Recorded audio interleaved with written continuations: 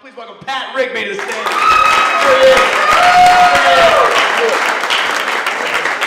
How's everybody doing? Good?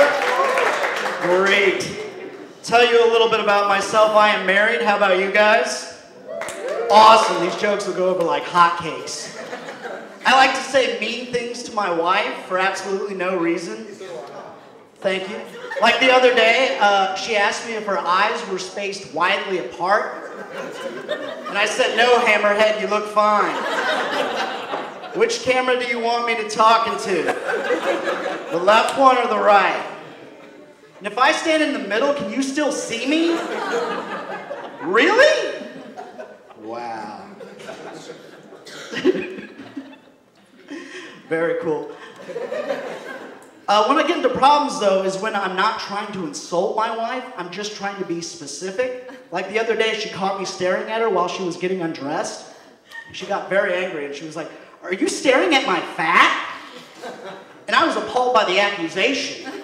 So being specific, I said, "No, baby, I wasn't staring at your fat. I was staring at the hair on your fat." What do you mean I have to sleep on the couch? And in every relationship, there's things that the other person does that annoys you. Like, what annoys me is my wife refuses to scrape her plate clean after she is done eating dinner. And so very passive-aggressively, I said to her one time, "You know, everybody else in this house," meaning me, "scrapes their plate clean after they're done." And she was like, "Oh, you want to play that game, huh? All right. Everybody else in this house has a job. Everybody else in this house cooks dinner every night. Everybody else in this house can use the restroom without getting pee everywhere. Everyone else in this house thinks you should shut the fuck up." She had a point.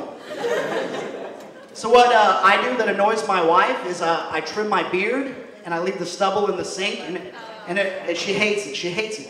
But if you were to look in my shower, she sheds like a Sasquatch undergoing chemotherapy. The drain alone looks like a chia pet with an afro. But I'm the one with the problem. The other day, my wife asked me a very interesting question. She asked me if I ever think about her while I masturbate. I was like, "Oh, baby, I think about you all the time. I think, oh, God, I hope she doesn't come in while I'm doing this."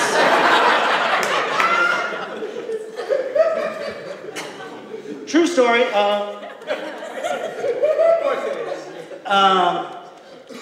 Before my wife and I got married, we took an STD test. And my wife had a false positive, which means she had an initial test that said she had a disease. And then a week later, we got the results from a conclusive test that said the first test was wrong. She never had a disease. But during that week, there was a lot of stress in our house. I'm thinking she's cheated on me.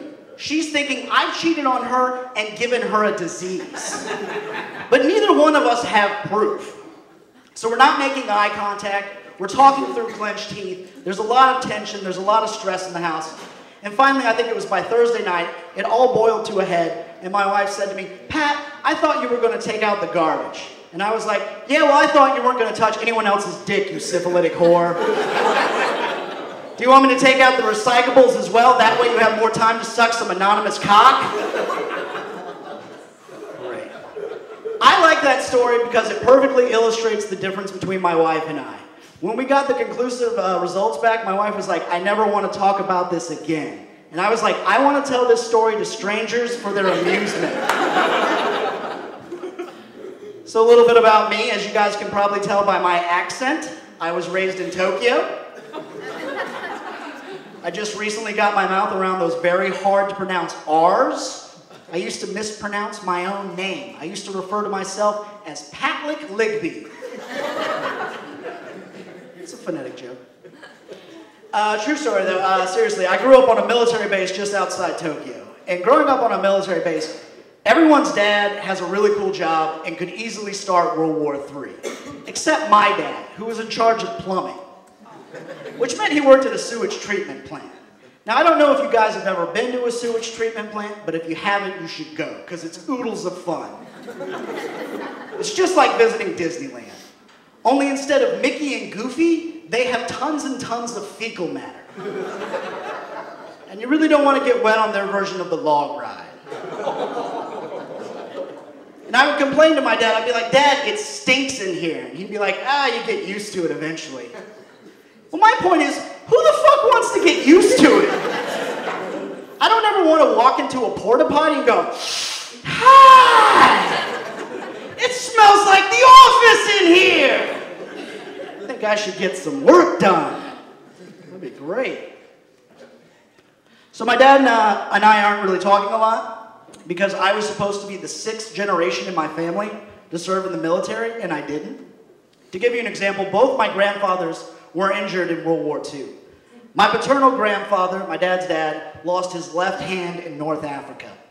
And the subject is completely verboten, off limits. Pop Pop lost his hand to the Nazis and he doesn't want to talk about it. Cool, great. But on the other hand, but not really, my maternal grandfather lost only his left ring finger. And that is friggin' hilarious. Because there is nothing funnier than an old man coming up to you like he was ready to give you the shocker. Hey, Pat, put it there. No, Grandpa, no! Quick side story about him. I remember in the 7th grade in biology class, we found out that your mom's dad dictates whether or not you will go bald, and he is bald. So I came home and I was very upset, and I said to my mom, when am I going to start going bald like Granddad? And she was like, oh, honey, your grandfather's not bald. I'm like, he's not? And she's like, no, he was in a horrible car accident. He went through the windshield and was scalped. I was like, thank friggin' God! I get to keep my beautiful, beautiful hair. Sucks about Grandpa, though. Bald head, 9 fingers, what are you gonna do? More about me, growing up, and still do, my older brother is autistic. Now, autism is a debilitating neurological disorder. The problem is my brother doesn't have the cool autism. He can't count cards and win you the Rain Man suite. And I, of course, had to figure this out the hard way. And now there's a Choctaw casino I can never go back to. This is how it went. Mike, are you sure I should double down on 18? I like cars. All right, buddy, you're the boss. Growing up, I used to make up absurd lies about my brother so the other kids wouldn't pick on him. I would say things like, don't make him angry. Because if he gets angry, he has the strength of 10 monkeys. And if he gets upset, he'll eat all your hair. Needless to say, my brother and I got our butts kicked alive. True story, there's been no less than 4 different times where the doctors have come to me and my family and said, look, you need to say goodbye to your brother. He's very sick, and he's not going to make it through the night. But then somehow, miraculously, my brother pulls through, putting me in the awkward position of having to buy back all of his stuff from the pawn shop. So he gets back from the hospital. I'm like, Mike, that television sells for $100, but to buy it back costs $150. That's something I bet you didn't think about when you were in the hospital clinging to life. I like TV. I know you do, buddy. That's why I got it back for you. All right, one last story before I get out of here. The other day I was standing in line at a kiosk waiting to buy a pack of gum when a fairly dignified-looking woman in a business suit came up to me and said, you know what? You're just fat.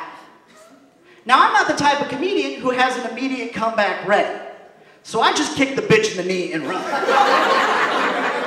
But not too far and not too fast. And I think I could probably stand to lose a few pounds. And every night I say to myself, Pat, tomorrow you are going to start eating right and you are going to start exercising. The problem being is that when I say this to myself, I am usually sprawled on the couch with a beer in one hand and a bag of Skittles in the other. Now, I don't know about you people. Taste the rainbow Skittles. I love it. I don't know about you people, but I don't think tasting rainbows should cause love handles and man titties.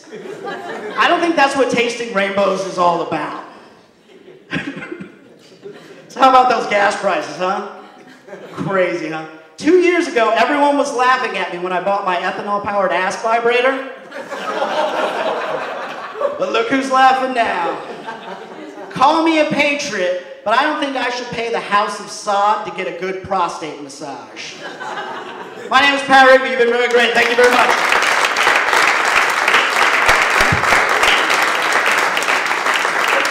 Pat Rigby. Clap for Pat. You clap for Pat. Clap for Pat.